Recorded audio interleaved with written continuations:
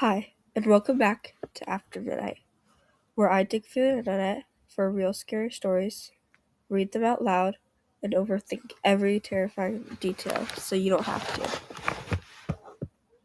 Also, before I read the story, just know I have a cold, so don't mind my voice.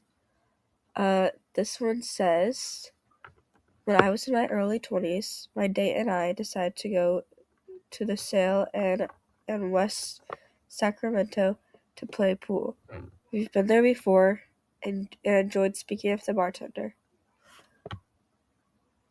I can't recall her name, but she was a beautiful, engaging woman. This particular night, we walked in and the pool table was occupied.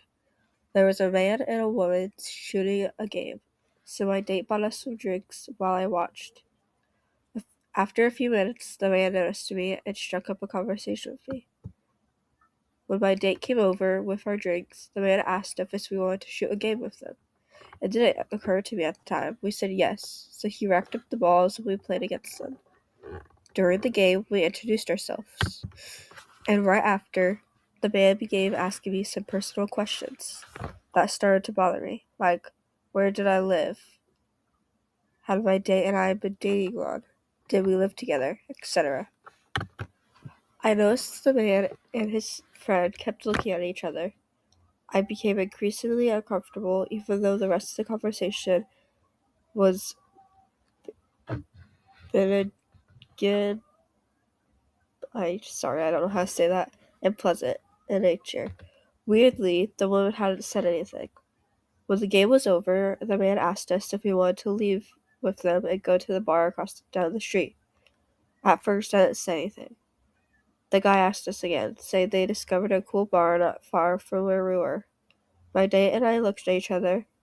Before he could say anything, I blurted out, "No thanks, we have dinner plans."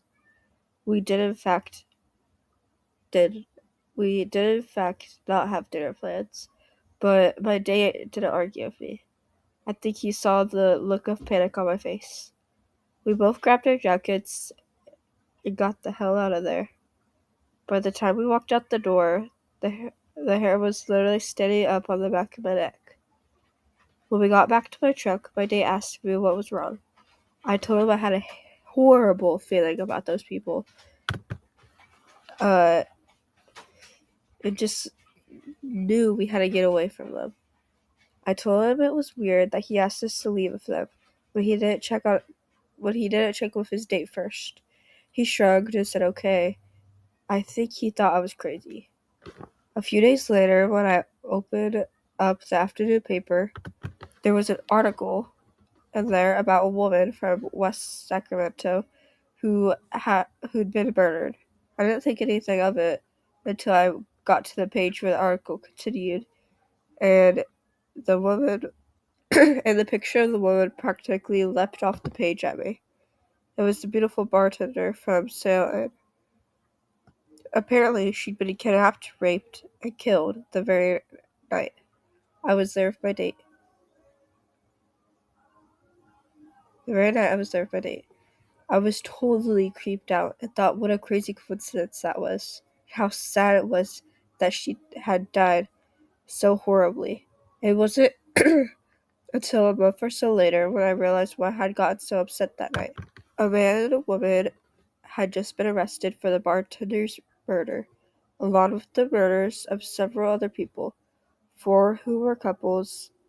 There on the front page of the Sacramento Bee were the pictures of the killers, Gerald and Charlotte Gallego, the very couple who invited my date and I to go with them to another bar.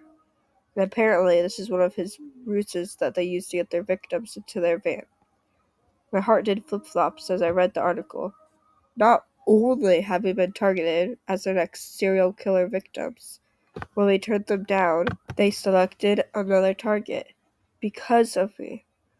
I have lived with both relief and guilt all my life because of this.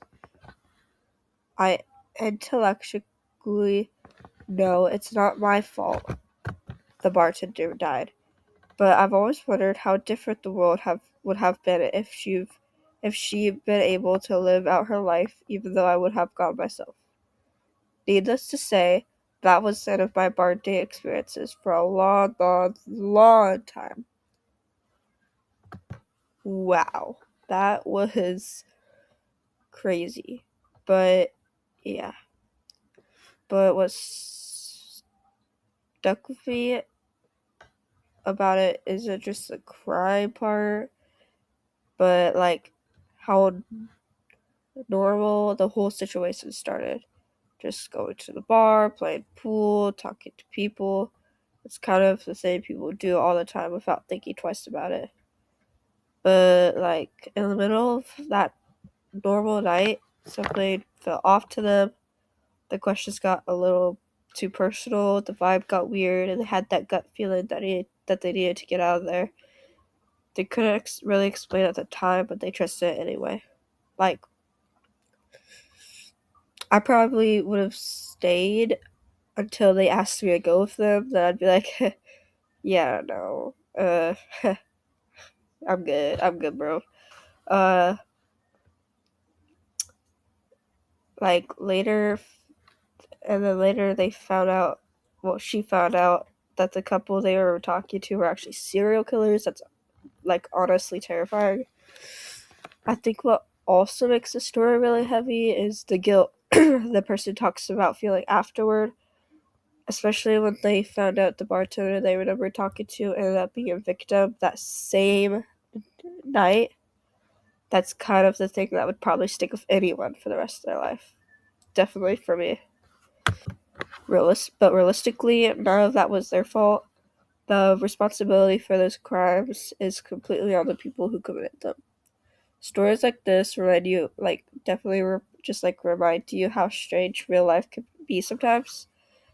You can be one small decision away from something going really wrong, and you don't even realize it in the moment. That's a very crazy thing about life. And it also shows how powerful that gut instinct can be. Sometimes your brain hasn't figured out why something feels wrong yet, but your body already knows. So yeah, that one definitely stuck with me. Anyways, that's tonight's story. Thanks for staying up and listening to After Midnight. I'll see you guys in the next episode. Bye and have a good night.